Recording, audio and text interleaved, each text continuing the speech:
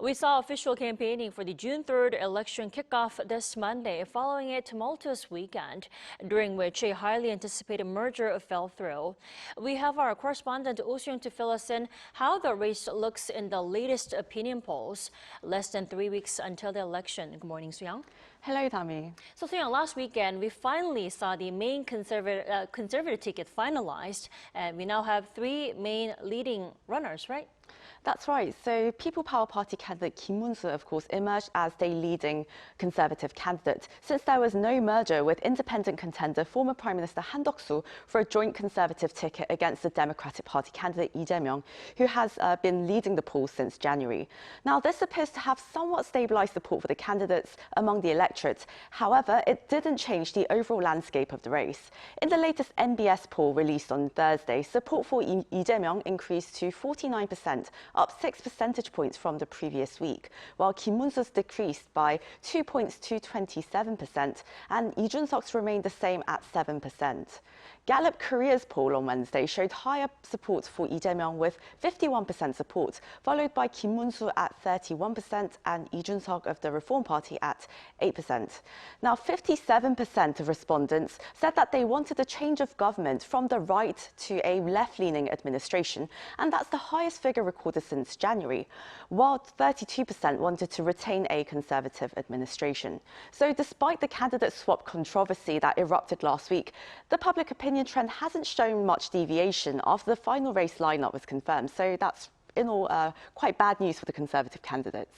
Well, Soo-young, it is clear that the Liberal contender has been far ahead in the polls, but I do have to say we still have over 2 weeks left until the election, and in politics, anything can happen during that time, right? That's right, Tammy. In politics, 2 weeks could be 2 years worth of things that happen.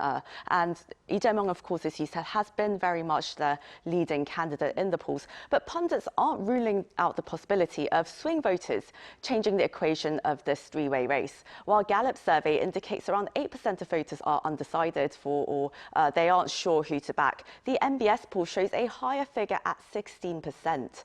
Now, 17% of those surveyed say that they might change the candidate that they support. The group most open to changing their support were voters in their 20s at 42% and 30s at 30%. Now, this is notably the same bracket that determined the outcome of the previous 2022 presidential election, where the recently removed Yoon Suk-yeol won with a 0.78% margin over Lee Jae-myung. Now, these shifts are quite significant because other age brackets have remained relatively stable in their support. The 40s and 50s still lean quite heavily towards a change from a Conservative to progressive government, while the 60s and 70s favour continuity. So it seems that if those undecided voters favour Kim Moon-soo over Lee Jae-myung at the very last minute, then this presidential election, just like the last one, could come down to that 1 to 2 percentage point margin. That's why we've seen the candidates targeting centrist voters over the past week, with the 2 right-leaning contenders, Kim Moon-soo and Lee Jun-seok, trying to solidify their Conservative base as well. So, Soo-young, are you saying the third-party candidate Lee Jun-seok is now perceived as a potential, factor in the Conservative ticket? Well, it's interesting because while he remains the least favourite candidate among the 3 main contenders, he has been seeing a slight but significant increase of support for, as he has been presenting himself as a youthful and forward-looking Conservative candidate. However, his support base is still very much precarious, as half of those who back him say that they might vote for another candidate. And this potential shift actually gives him the power of alignment. If he merges with the leading Conservative candidate, PPP's Kim Moon-soo, then they could together have roughly 40% support. Lee has so far loudly criticised the PPP's push to join forces, and it seems that half of his supporters don't necessarily want a merger. A merger might happen under this scenario if Kim Moon-soo's approval rating rises significantly, and if Lee Jun-seok can add even a little bit to that, then there's a chance they can win.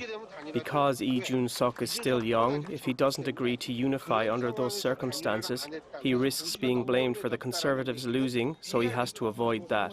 But if support for Kim Moon-soo doesn't rise that much, while Lee Jun-seok's support actually surpasses 10%, a merger is unlikely.